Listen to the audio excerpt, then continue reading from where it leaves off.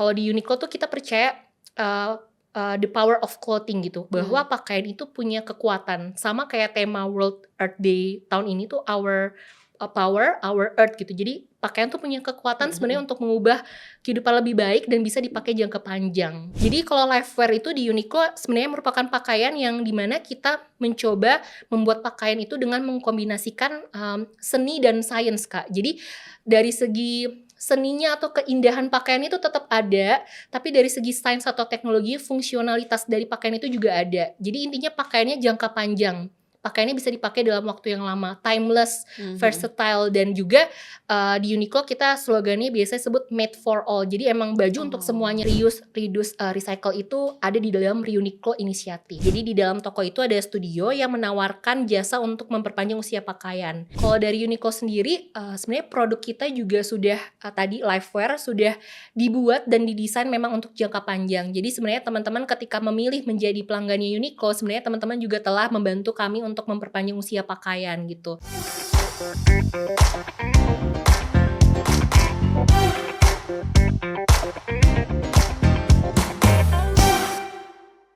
Assalamualaikum warahmatullahi wabarakatuh. Jumpa lagi di podcast Jurnalistik bersama saya Dila Hantika. Kawan inilah seperti kita tahu ya, dalam memperingati Hari Bumi yang jatuh pada tanggal 22 April 2026 kemarin, kita akan bicara soal bumi nih. Kita akan bicara bagaimana sih supaya bumi kita tuh tetap sehat, tetap terjaga, nggak cuman makan limbah-limbah dari kita, tapi kita juga tetap menjaga lingkungan bumi.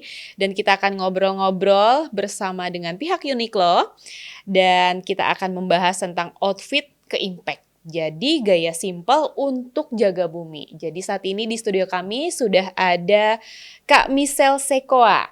Halo. Selaku Sustainability Lead Uniqlo Indonesia. Halo Kak, apa kabar? Baik. Terima kasih udah mau ke inilah.com. Thank you udah di-invite. Sama-sama. Kak, kalau kita ngomongin Hari Bumi gitu ya, kalau misalnya dari sisi brand dari Uniqlo, memaknai Hari Bumi itu seperti apa sih?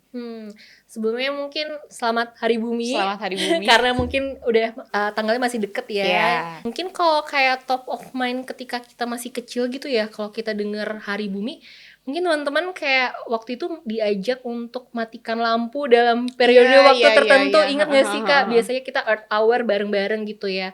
Tapi memang Hari Bumi ini kalau menurut dari Uniqlo sebenarnya bukan cuma sebagai selebrasi, tapi jadi momen untuk pengingat juga bagi kita kalau sebenarnya untuk usaha menjaga lingkungan tuh gak harus dari hal-hal yang besar sih. Kayak gak perlu kita sampai pada level tertentu atau harus kita jadi orang besar dulu baru kita bisa kontribusi gitu. Sebenarnya dari hal-hal kecil, dari hal-hal yang kita lakukan di rumah itu sebenarnya bisa untuk berdampak ke lingkungan. Dan juga gak usah jauh-jauh deh, mungkin isu-isu climate change atau kayak isu-isu lingkungan itu sebenarnya gak jauh dari kita, sangat dekat dan bahkan nempel di kita. Nah salah satunya yang nempel di kita kan pakaian ya Kak. Jadi memang Uniqlo sebagai perusahaan pakaian punya sense of responsibility juga untuk mengingatkan pelanggan dan kemudian masyarakat juga bahwa pakaian ini sebenarnya bukan cuma benda mati yang bisa sekali pakai doang gitu.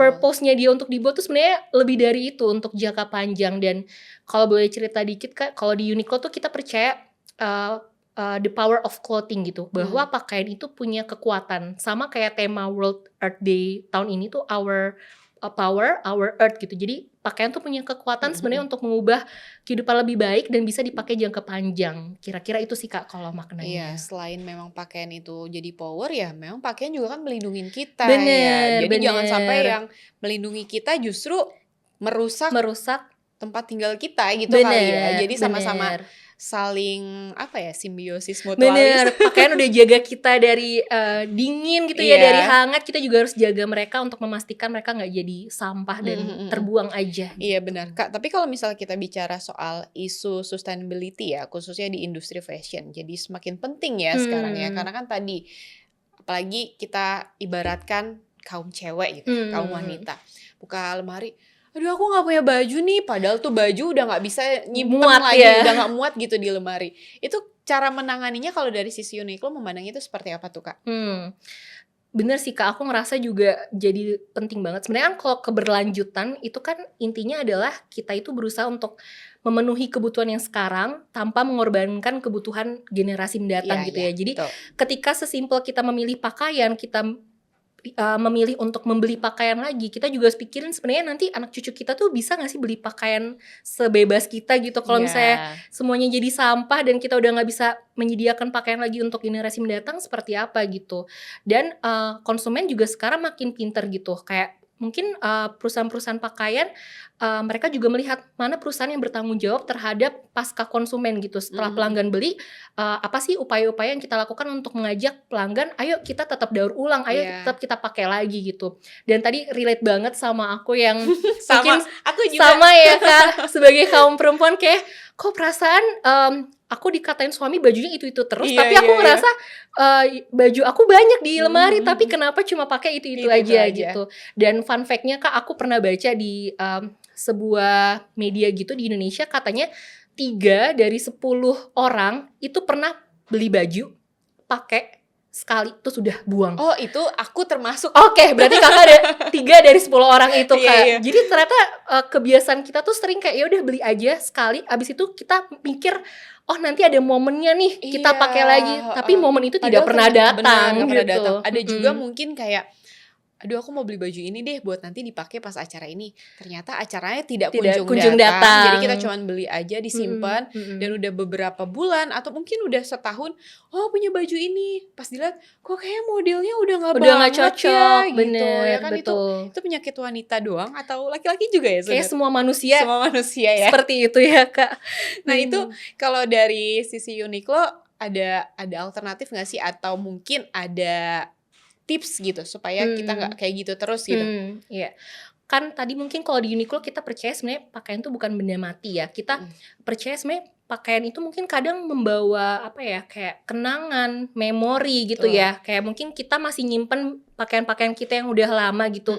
For example mungkin kalau boleh cerita dikit, kayak aku tuh dulu mungkin kayak kalau di sekolah itu sering ikut organisasi gitu, kepengurusan.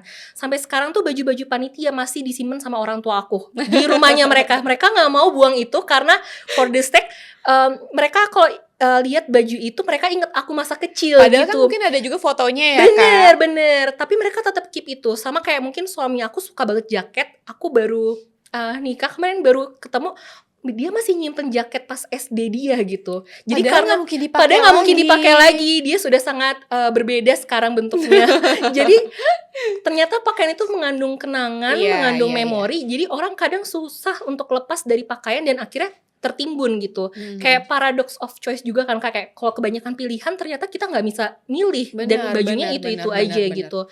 Jadi kalau Uniqlo memandangnya itu adalah karena kita karena kita juga merupakan perusahaan pakaian, kita pinginnya sebenarnya pakaian yang kita jual, pakaian yang kita produksi, biasa kita sebut sebagai lifewear itu sebenarnya bisa membantu orang untuk memenuhi gaya hidup yang berkelanjutan, yang bukan sekali pakai aja. Contohnya? Gitu. Nah, kalau boleh cerita sedikit, mungkin kalau teman-teman di sini juga udah pernah sering dengar lifewear gitu ya.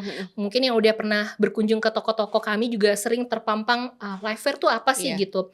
Jadi kalau lifewear itu di Uniqlo sebenarnya merupakan pakaian yang dimana kita mencoba membuat pakaian itu dengan mengkombinasikan seni dan sains Kak. Jadi dari segi seninya atau keindahan pakaian itu tetap ada, tapi dari segi sains atau teknologi, fungsionalitas dari pakaian itu juga ada. Jadi intinya pakaiannya jangka panjang.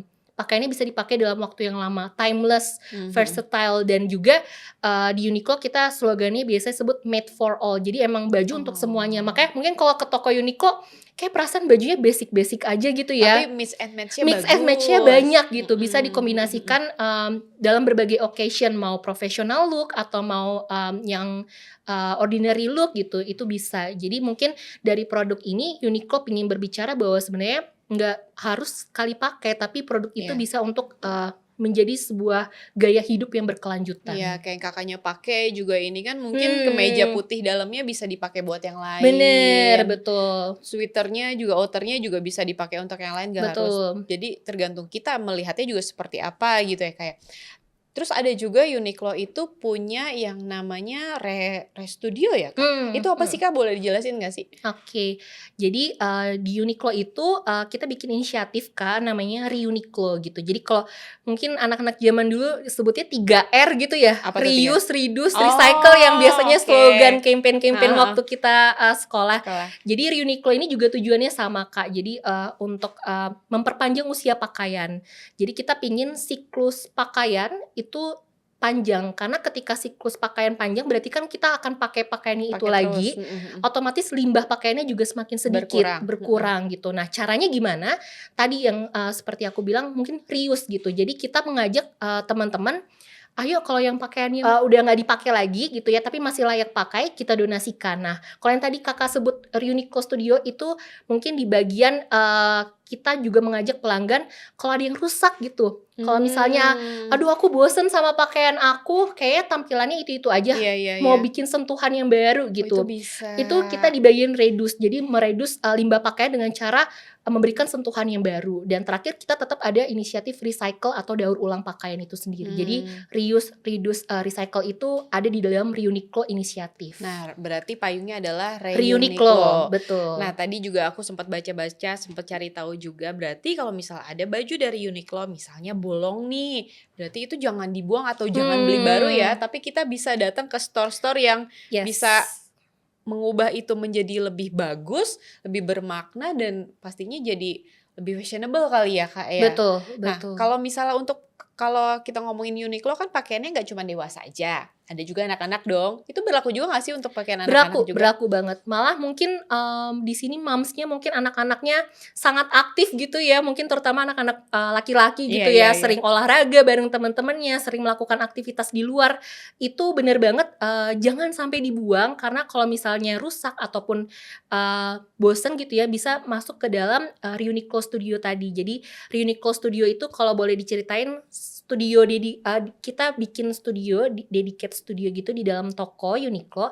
Saat ini sih memang baru 3 Kak. Di mana aja? Di GI, Grand Indonesia, kemudian Senayan City, dan juga La Piazza, Kelapa Gading. Jadi di dalam toko itu ada studio yang menawarkan jasa untuk memperpanjang usia pakaian.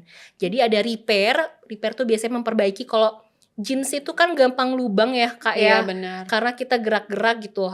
Kemudian kancing tuh suka copot nggak sih? Bener. Atau zipper jeans itu suka copot juga, suka lepas. Nah itu bisa lewat layanan repair.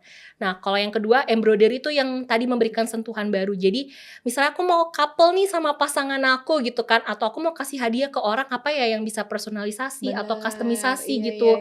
Tapi nggak apa-apa, beli baju basicnya Uniqlo, kita tambahin bordir gambar atau tulisan, bisa inisial nama dan lainnya.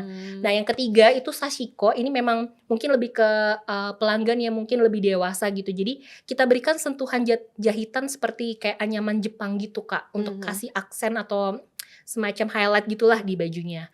Itu yang disebut dengan Reuniqlo Studio. Wah menarik ya, mungkin untuk pasangan, kalau misalnya kayaknya melihat pasangannya, kok kayaknya cowokku pakai bajunya itu mulu. Bener. Boleh nggak sih pinjem bajunya buat apa? Pokoknya surprise, nanti kasih identitas atau kasih simbol-simbol lucu. Betul. Itu kan bisa jadi gift, bisa jadi kenangan juga kan. Bener. Variasi desainnya lumayan sih Kak. Jadi mungkin kalau yang punya anjing, kucing peliharaan, pasti bisa suka cari ya. yang mirip sama anjing peliharaannya atau kucing peliharaannya, bisa taruh di pakaiannya. Nah bisa spill nggak sih Kak harganya kisaran berapa, dan ada syarat dan ketentuannya nggak sih kalau misalnya bajunya tadi zippernya lepas, atau mungkin kalau jeans, kalau anak-anak lari bolong gitu, atau mungkin yang namanya anak terlalu aktif ya, tengah-tengahnya bolong gitu. Itu ada syaratnya nggak sih, dan biayanya kira-kira berapa?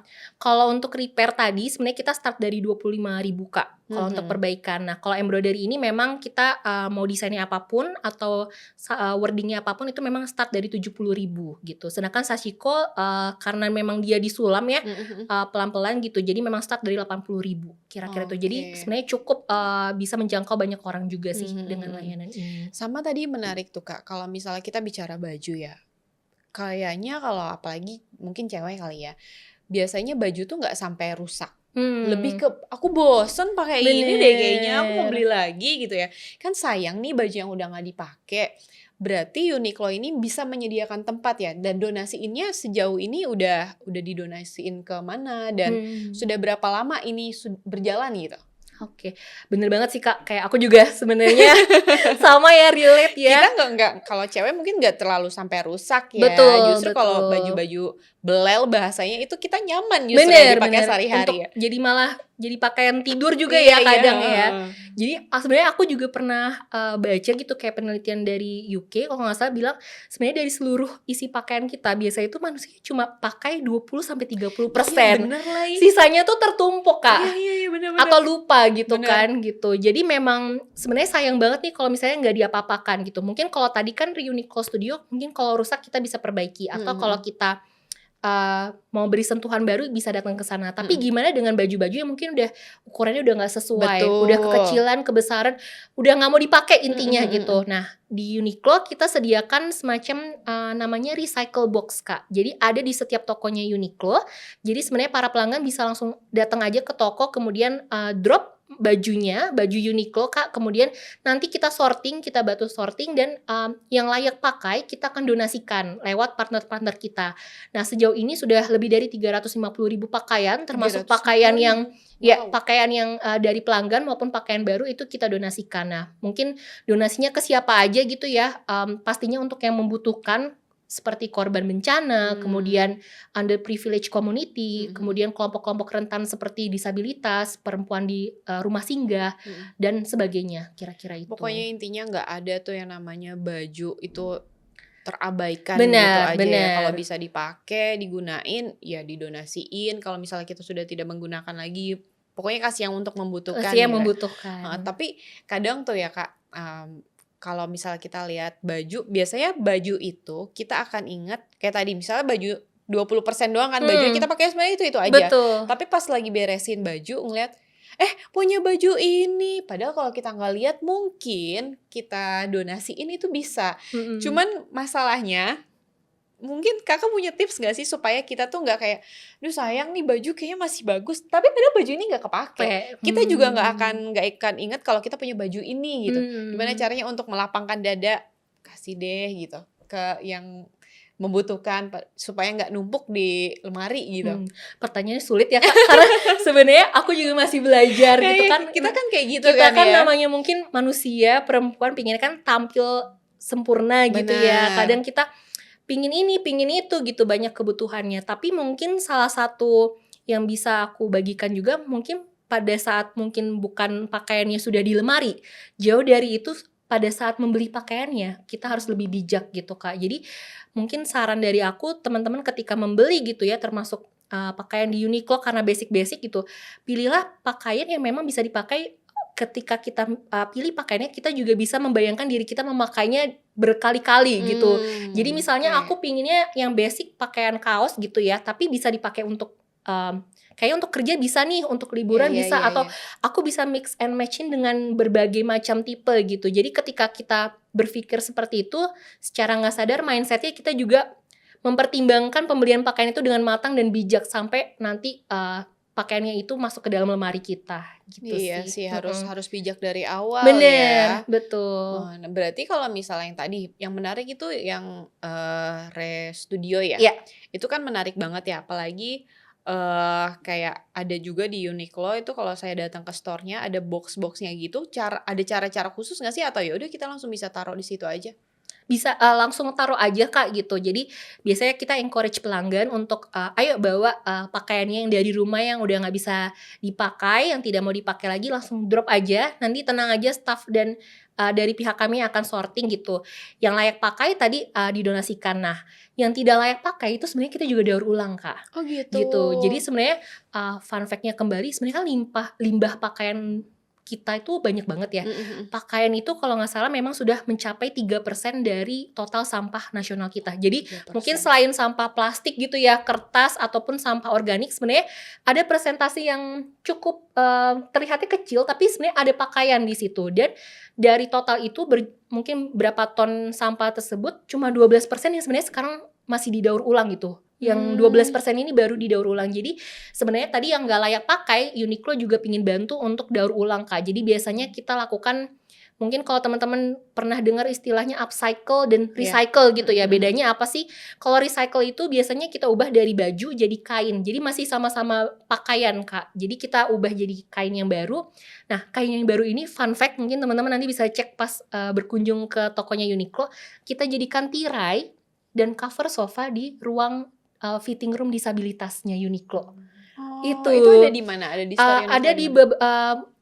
harusnya di beberapa toko, di 20-an toko di Jabodetabek itu sudah ada gitu. Jadi baju-baju yang nggak layak pakai itu sudah menjadi beralih fungsi menjadi kain tirai dan juga cover Oke. sofa.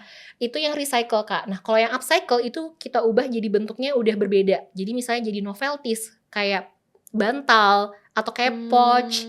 Jadi pakaian itu dibikin jadi bentuk Iya, baru iya. gitu. Atau enggak kainnya apa percak-percak kain gitu ya? Bener, betul. Oke. Dan beberapa sebelumnya Uniqlo juga pernah melakukan upcycling gitu ya dengan beberapa partner dan kemudian display pakaian tersebut di toko dan di beberapa peragaan fashion show juga gitu. Kak, seberapa penting sih kita harus menerapkan yang namanya circular fashion ini? Kalau menurut Kakak? Nah, berat juga ya pertanyaannya karena kayak orang kayak mungkin kalau denger circular fashion tuh kayak keren banget gitu, kayaknya kompleks banget gitu ya. Sebenarnya kan circular fashion itu sebenarnya intinya adalah jangan jadiin pakaian kamu sampah gitu. Jangan sampai umurnya pakaian itu terhenti ketika dia sudah berakhir menjadi sampah. Pinginnya kan pakaian tersebut setelah udah kita nggak gunakan tadi didaur ulang atau kayak didonasikan atau diubah menjadi bentuknya sehingga siklus pakaiannya menjadi lebih panjang gitu. Jadi sebenarnya penting banget karena tadi untuk kita bisa kontribut supaya tidak menghasilkan limbah pakaian itu sendiri. Bayangkan itu kalau dia. semua orang berpikir hal yang sama, kita bisa menahan diri untuk tidak membeli terus, tapi kita merawat, kita memperbaiki dan kita manage pakaian kita dengan baik. Limbah pakaian itu kan pasti juga akan berkurang. Jadi penting banget sih menurut kami gitu. Jadi selain meminimalisir budget untuk beli baju. Bener, betul. Tapi kita juga menjaga bumi dari limbah pakaian gitu ya, Betul. Kak ya. Kak punya tips gak sih untuk anak-anak muda sekarang, mungkin milenial dan juga Gen Z sih kayaknya, atau ya mungkin milenial juga ya, keduanya inilah. Gimana caranya supaya kita punya mindset tidak menjadikan baju kita itu sebagai limbah, dan mungkin cerminannya di Uniqlo tuh bisa dilihat gitu, ada di Uniqlo gitu. Sebenarnya nggak usah jauh-jauh gitu ya, kayak mungkin kalau dari Uniqlo sendiri sebenarnya produk kita juga sudah tadi Lifewear sudah dibuat dan didesain memang untuk jangka panjang. Jadi sebenarnya teman-teman ketika memilih menjadi pelanggannya Uniqlo, sebenarnya teman-teman juga telah membantu kami untuk memperpanjang usia pakaian gitu. Dan yang kedua adalah dari layanan kami sendiri yang tadi ada Uniqlo Studio, kemudian Uniqlo, sebenarnya nggak jauh-jauh, teman-teman bisa langsung datang ke toko, cobain Uniqlo Studio, perbaiki pakaian teman-teman, kemudian berikan sentuhan baru dan juga taruh pakaian yang tidak layak pakai ataupun yang layak pakai ke dalam box untuk didonasikan dan kami daur ulang gitu. Jadi sebenarnya dari hal-hal simple itu bisa dilakukan gitu karena mungkin faktanya adalah dari yang Uniqlo Studio kemarin di salah satu toko sempat mencapai 60% pakaiannya itu pakaian lama, Kak. Jadi orang rela untuk bawa repot-repot pakaiannya dari rumah, kemudian parkir kendaraan sampai naik ke lantainya Uniqlo dan kemudian coba untuk Uniqlo Studio dan kemudian perbaiki. Berarti kan ada usaha yang dilakukan orang tersebut sampai dia mau melakukan hal itu. Dan 60% dari bordir ataupun dari sentuhan barunya itu dari pakaian lama mereka bawa dari lemari. Jadi kan sebenarnya kebiasaan itu berarti sudah ada, lifestyle itu sudah ada, tinggal dikembangkan dan tinggal dilanjutkan aja gitu. Tinggal dicontoh yang belum melakukan itu bisa mencontoh gitu ya. Betul. Dan semoga tadi Studio tadi nggak cuman ada di wilayah Jakarta aja gitu ya, pinginnya sih di semua. Iya, semoga itu bisa membantu karena kan tujuannya supaya untuk mengurangi limbah pakaian dan supaya kita juga mungkin nggak konsumtif terhadap fashion kali ya. Betul. Karena kan sebenarnya yang tadi Kak Michelle juga bilang, dengan kita pakai baju kayak gini mungkin bisa di mix and match, yang penting long lasting dan bisa digunain untuk occasion apa aja gitu kan ya. Iya, pesannya mungkin mulai dari hal-hal kecil aja gitu, dan mungkin kita kalau teman-teman muda tuh biasanya mau mencoba sesuatu karena diajak temennya, ya kan? Atau kayak word of mouth itu sangat membantu sih. Jadi ketika temannya sudah coba ayo coba juga gitu. Biasanya direkomendasi sama teman gitu kan. Jadi sebenarnya simple as ketika teman-teman coba Uniqlo Studio atau teman-teman coba donasi pakaian, kemudian ajak teman-teman lainnya, itu sangat membantu kami dalam menyebarkan pesan ini dan mengajak teman-teman lain yang lebih banyak untuk bisa ikut bergabung. Dan tadi mungkin kayak kalau pakaian gitu ya, biasanya kita beli pakaian tuh karena kenyamanan dan harga. Benar. Biasanya dua itu pasti selalu. Tapi kalau misalnya kita memberikan sentuhan dengan kedekatan emosional, personalisasi, kustomisasi lewat Uniqlo Studio, aku yakin teman-teman di sini juga mau untuk ikut ambil bagian dengan sebenarnya kita cuma bordir, tapi ternyata kita juga bisa memperpanjang usia pakaian dengan cara itu gitu. Jadi secara tanpa sadar gitu. Kayak misalnya tiba-tiba kesangkut paku atau kena peniti, kan sayang, aduh kok kayaknya bolong ya kena peniti, itu nggak usah langsung dibuang karena di Uniqlo bisa tempel bordir gitu-gitu ya, itu justru makin cantik gitu makin ya, cantik, makin berbeda sama yang lain. Jadi kalau mau tampil beda sebenarnya bisa banget lewat Uniqlo Studio. Siapa tahu nanti temennya, kamu beli baju di mana? Enggak, kok aku nggak beli baju, aku cuman kesini doang. Bener. Nah itu kan bisa jadi, oh gitu ya, aku mau coba deh gitu kan. Jadi bisa jadi contoh, mungkin jadi tren fashion baru juga ya Kak ya. Betul. Oke Kak Michelle, semoga dengan obrolan kita pada hari ini bisa membawa impact yang baik, terutama untuk bumi ya, supaya tidak banyak sekali selain kita ngomongin limbah makanan, limbah plastik, ternyata ada juga loh limbah pakaian yang disumbangkan oleh manusia itu sendiri yang tinggal di bumi. Semoga limbah-limbah pakaian itu semakin berkurang dengan adanya tadi, kalau dari Uniqlo ada Restudio ya Kak ya, semoga bisa live wear terus. Semoga ya pokoknya intinya jangan banyak-banyak pakaian yang numpuk yang tidak terpakai di dalam lemari gitu ya Kak ya. Betul. Baik Kak Michelle Sekoa selaku Sustainability Lead Uniqlo Indonesia, terima kasih atas waktunya, terima kasih atas sharingnya. Baik Kak, inilah itu tadi podcast jurnalistik hari ini. Saya Dila Hantika pamit undur diri. Wassalamualaikum warahmatullahi wabarakatuh.